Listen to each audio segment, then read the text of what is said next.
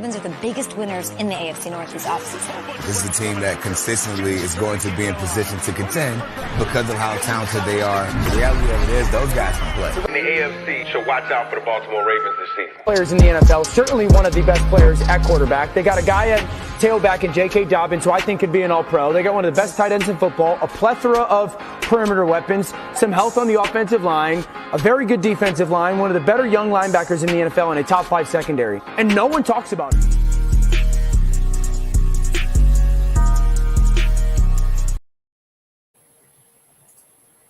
Yo, what it is? Welcome back to another episode, the post-game episode of the Baltimore Ravens at the bank, you feel me? The Baltimore Ravens podcast. And as you can clearly see on that tick at the bottom, the Ravens pulled it out and got our first international win today against the Tennessee Titans, beating the Titans 24-16. And it was one hell of a game, man. It was a little shaky in the beginning. It felt like the offense really couldn't get the clicking.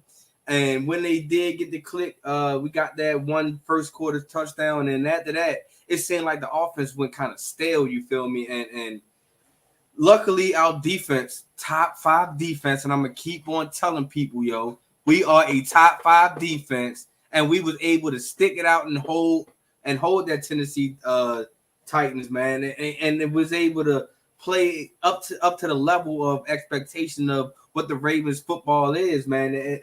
And big shout out to them, man. And I got some things that I need to talk about here on this episode, man, because it was like I felt like the referees was kind of just throwing flags because the players was asking for it. Like a D-Hop, man. D-Hop had, don't get me wrong, yes, there was a pass interference, a little bit of physical contact, but also the contact was initiated off of D-Hop also. And I felt like as soon as D-Hop had asked for it, the referees was like, yeah, you know what, D-Hop, you earned it. It's a flag, you know what I mean? And they gave it to him. So I most definitely didn't appreciate that of that aspect of the game. But as far as everything else, man, it seems like that the Ravens and Coach Harbaugh really listened to my show on Saturday, If they did, man, big shout outs to them, you feel me? And big shout outs to me because they reached their platform.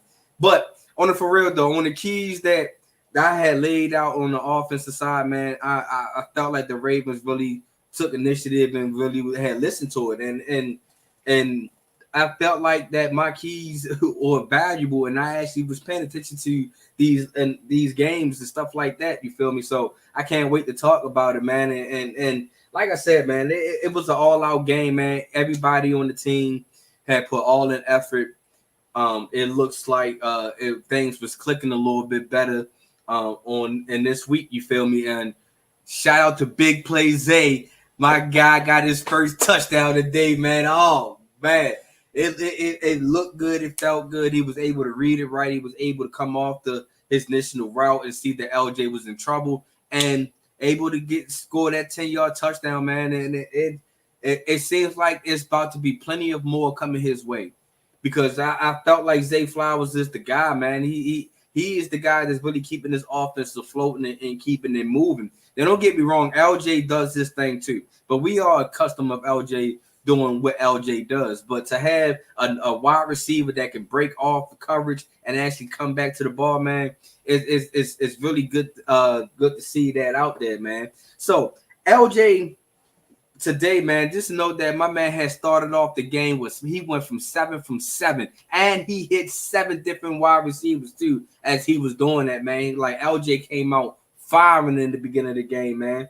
But he didn't keep his perfect stat, but it is what it is. But he did have one hell of a game though, and he ended off with being 21 from 30, 223 yards. He was averaging 7.4 yards as he was passing. He had 1 touchdown. He had 1 interception. I'm not going to really a miscommunication between him and Bateman. He got sacked 1 time, and his quarterback rating was at 88.6. Not bad, not bad, especially, like I said, I was hesitant about playing in London, man, because the last time we played in London, man, it was a good thing for us. You feel me? And it looks like this time that John Harbaugh took a different approach. He was able to get there like way early. You know what I mean? Like sometime last week early. You feel me? And he knew that it was going to have to take some time to get some preparation, get used to the time zone and all that good stuff. And I felt like Harbaugh really paid attention to that, man. Our rushing attack, man. As a team, we had 39 carries, had 139 yards. Rushing, we was averaging 3.6 yards as a team. Lamar Jackson led the way with 13 carries, 62 rushing yards. He was averaging 4.8. Right behind him was Gus Edwards with 16 carries, 41 yards, averaging 2.6 yards.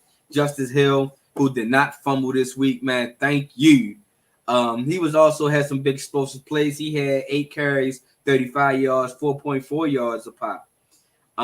And on the receiving side, like I said, man, a lot of people touched the ball. And shout out to the Ravens wide receiver room for actually doing great. They didn't have that many drop passes this week. You know what I mean? It wasn't nothing to be scary about. It looks like everybody was on beat and on click when it comes to them catching the ball. Mark Andrews had 4 receptions, 69 yards. He was averaging 17.3 yards a pop.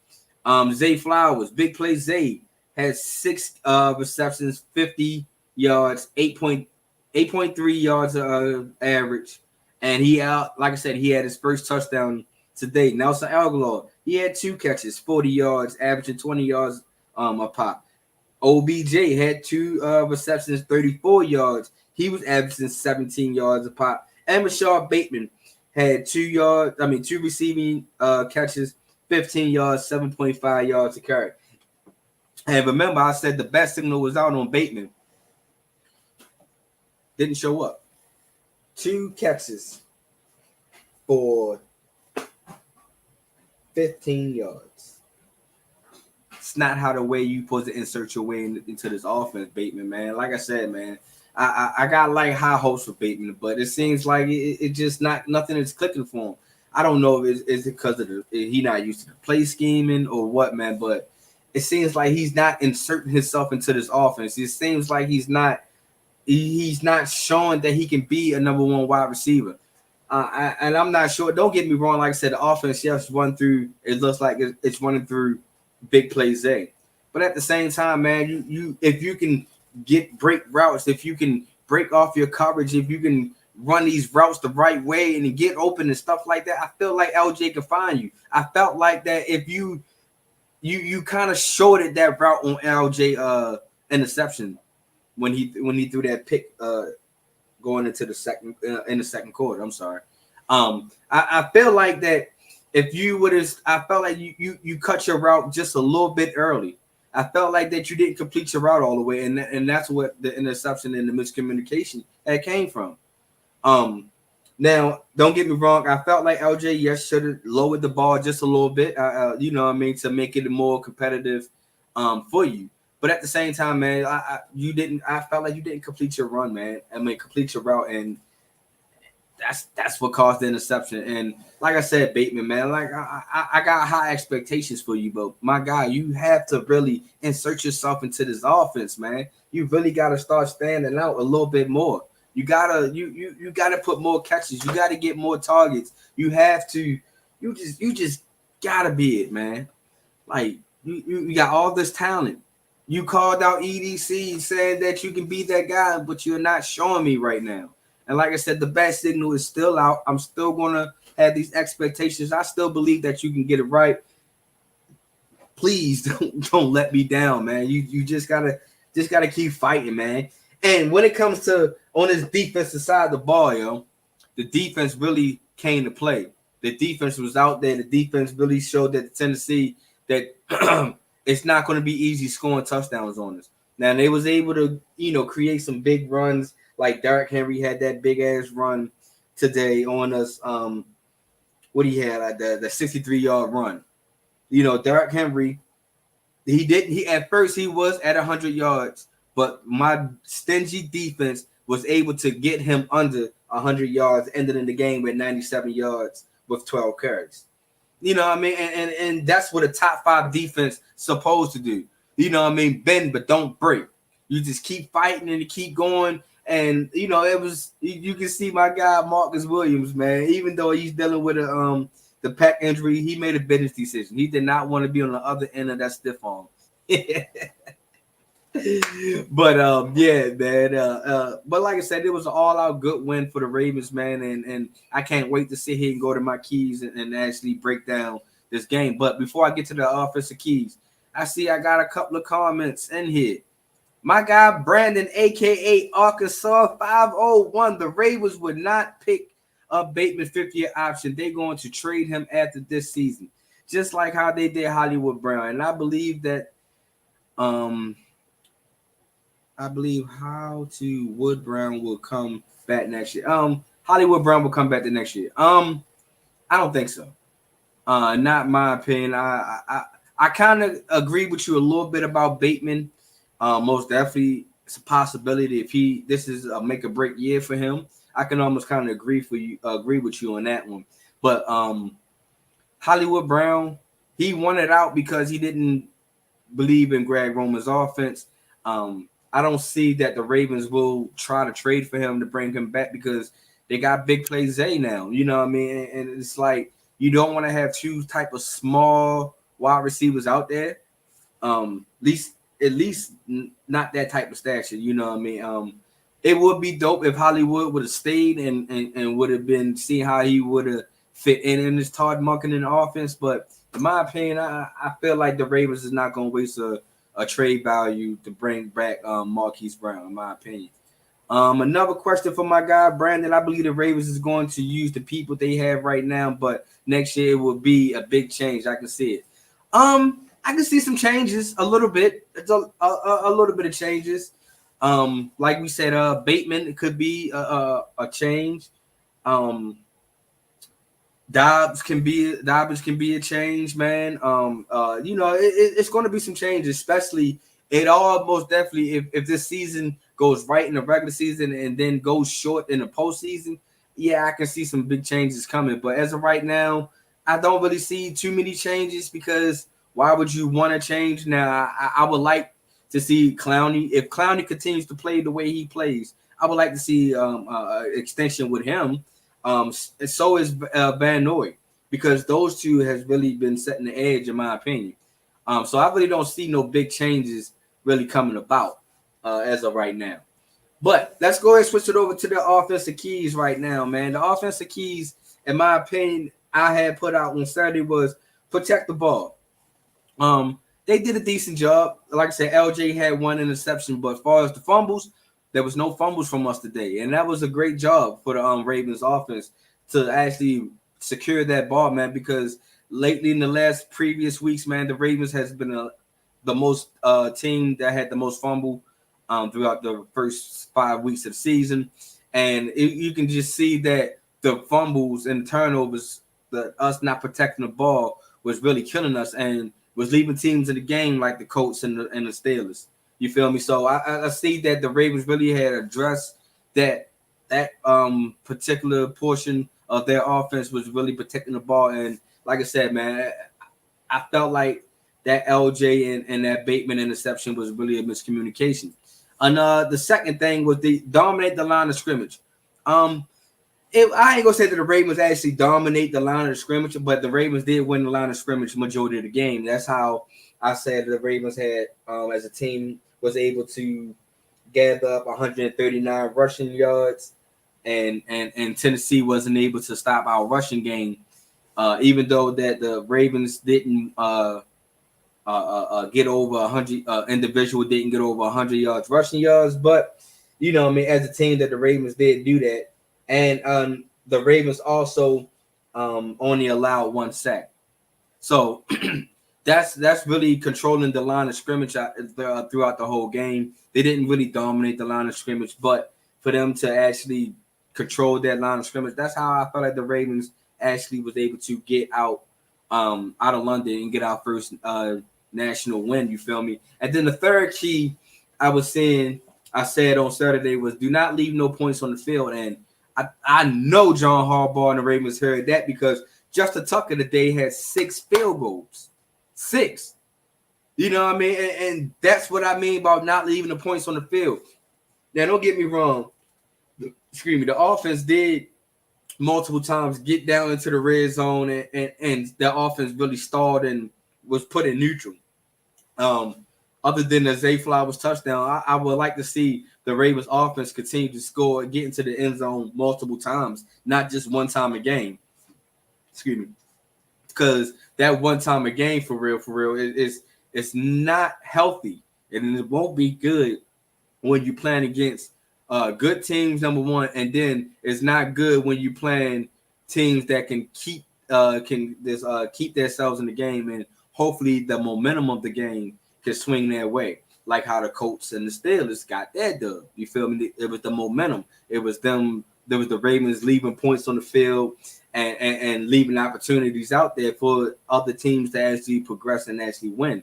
So I felt like the Ravens really paid attention to that, and it was like when you got Justin Tucker, arguably the most accurate kicker in the NFL history. You know what I mean? You have to use him. You know, and until you can find the chemistry in the right plays to actually to score.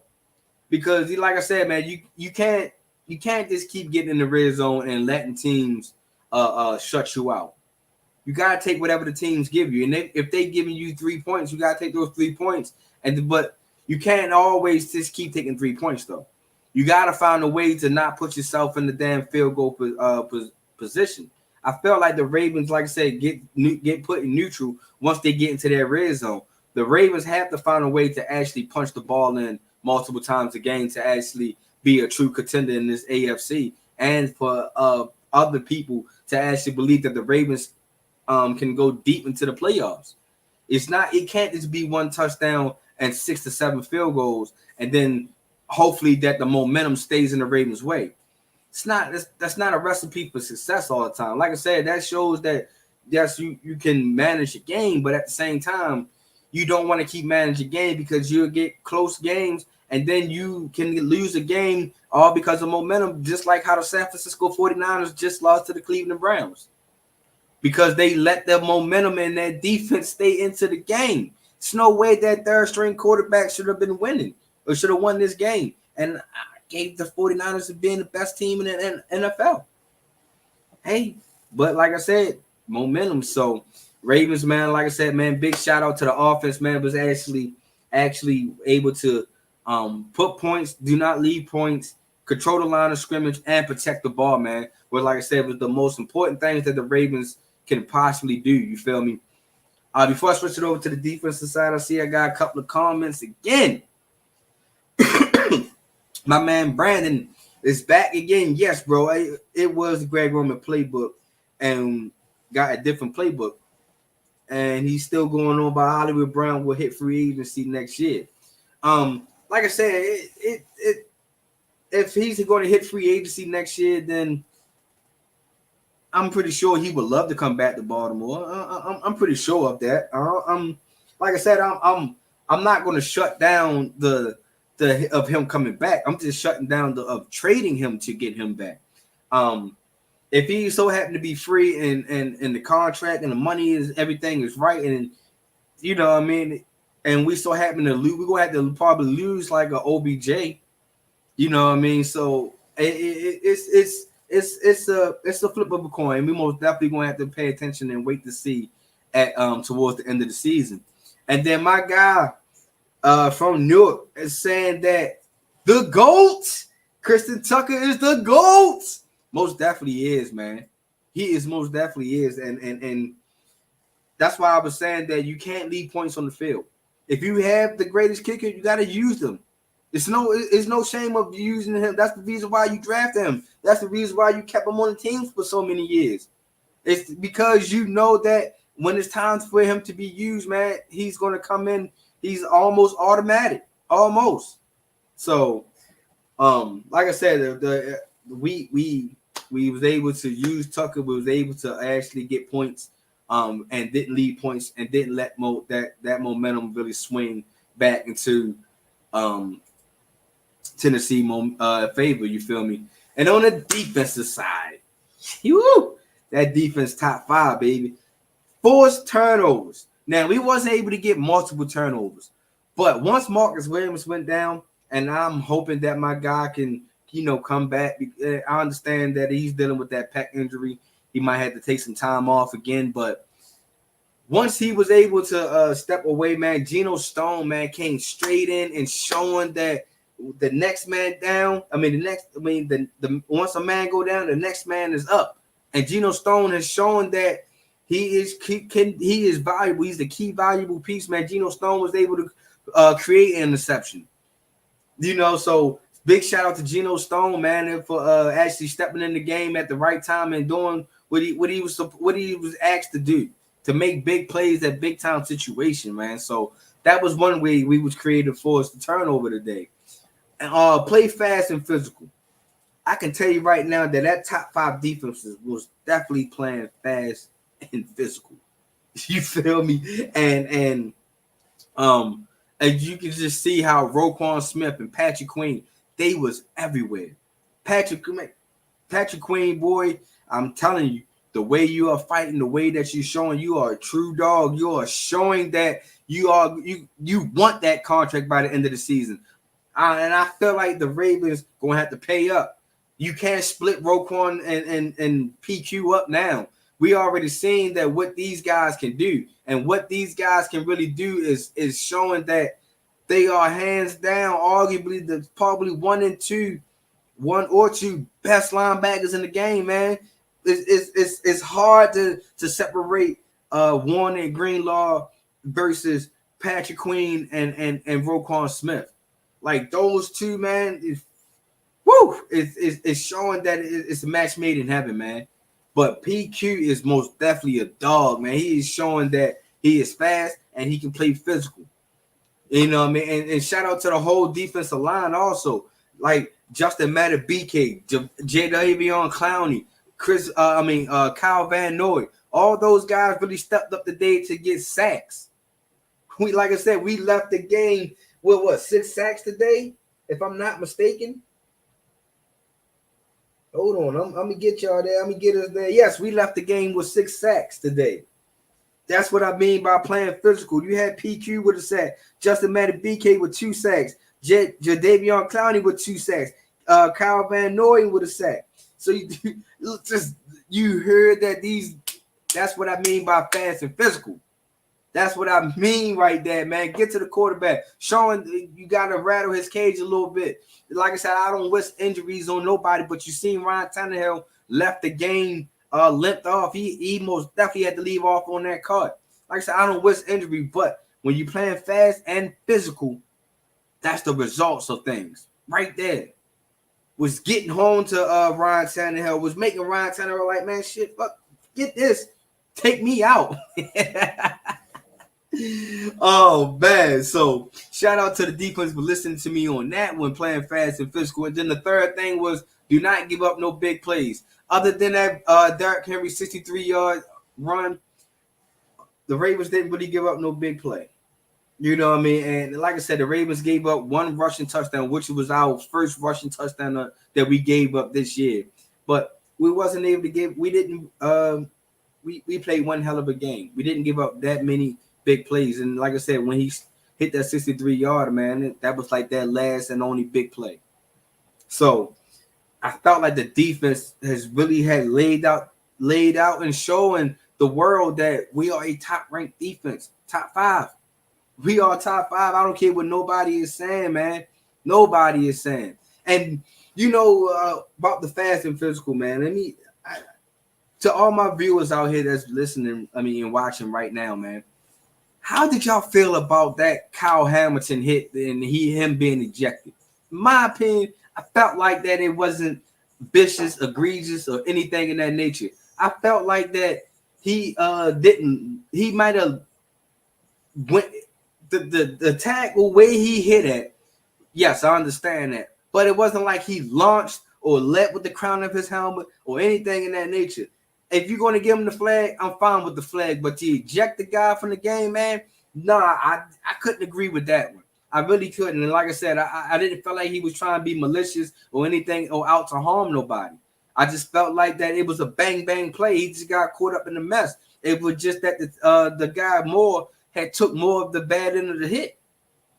You know what I mean? So I don't feel like that Kyle Hamilton should have got ejected out of this game, man. But you know what I mean? Rules is rules. I truly understand of what the flag was for, man. But I just really didn't believe that he should have been flagged on that, man.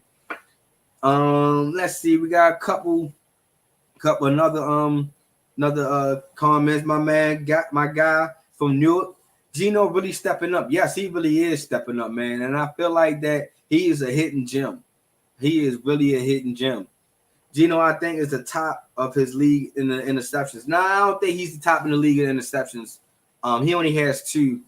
So I most definitely don't believe that he's leading the league in interceptions. But you know what I mean? He most definitely probably leading the league in interception of the guy coming off the bench, though. So like I said, man, shout out to Geno Stone, man, because like I said, my guy has been balling for real. All right, before I wrap this up, man, I'm going to give y'all the guys who deserve their wings, who earned their wings of the day, man. And like I said, it was kind of hard on the defensive side, though, like who was going to get the wings to today. But on the offensive side, I'm pretty sure y'all already know who earned their wings today because he earned his first touchdown today. My guy, big play Zay Flowers. Yes, sir. He deserved to he earned his wings for the day, man. Like I said, he had left the game today with 6 receptions for 50 yards and earned his first touchdown. So shout out to Big Play Zay, man, for getting your wings today, man. You most definitely earned and deserved that today, man. And on the defensive side, man, I almost gave away 3 today because I felt like my man Justin Tucker should have been in there also. But you know what I mean? Maybe next time, Tuck. Maybe next time. But on the defensive side, my guy, who I just said who earned his contract, who's showing that he deserves to stay here, is PQ. Patrick Queen, man, most definitely earned his wings today, man. Because like I said today, Patrick Queen had led today in total tackles. He had 9 total tackles, 7 solo tackles, 1 tackle for loss, and a sack. So shout out to my man PQ for most definitely earning his wings today. So y'all, as y'all can see, Zay Flowers is on the offensive side, earned his wings, and my man Patrick Queen on the defensive side earned his wings today, man. And like I said, it was well deserved for these guys, well earned. And I really couldn't, like I said, the defensive side was kind of hard, but the offensive side, I gave it to LJ the last time, and it wouldn't been fair if him getting it, you know, back to back, earning it. So Zay Flowers, PQ, man, well deserved, man. All right, man. Before I wrap y'all up, man, I'm gonna go ahead and get this comment out real quick. My guy from New York said the ref is making it hard to play defense. Most definitely. Like I said, man, and I most definitely don't think that Kyle Hamilton should have been ejected from the game today. And yes, sir, Zay most definitely earned his wings today, man. So I wanted to just go out here and tell y'all right now, man, please, if y'all not already, go ahead, share, and subscribe to the Grid Network so you can most definitely come and get your At the Bank, the Baltimore Ravens podcast notifications every time I appear, you feel me? So make sure y'all go out here, share, subscribe, man. And while you at it from the Grid Network, make sure you go check out my other guys and their shows, you feel me? It's not only this At the Bank or MTMO. We got Carving It Up with Bryce. We got All Even Podcast. We got Clutch Sports Talk. We got Outside the Cage. We got Commanders on Demand. We got The Forum. We got the Raiders Roundup. You feel me? So make sure that y'all go out there and check out all those content creators, man, because I guarantee you they have great shows. I guarantee I will not stay you in the wrong direction. You feel me? So make sure y'all go out there and show some love to my Grid Network guys and stuff like that. And like I said, man, if you haven't already, please share, and subscribe to the network, the Grid Network, because there to be different. I guarantee you're going to get the different opinions and the different news is coming from us. You feel me? So, as always, yo, I'm going to have to leave y'all off with the big trust. Because why trust anything else? You feel me? I catch y'all next week. Same time, same place. You feel me? Saturday, 10 a.m. Eastern Standard Time. And then you can catch me on the post-game show right after the Ravens play. You feel me? So, like I said, man, yo, big trust. You feel me? I'm out.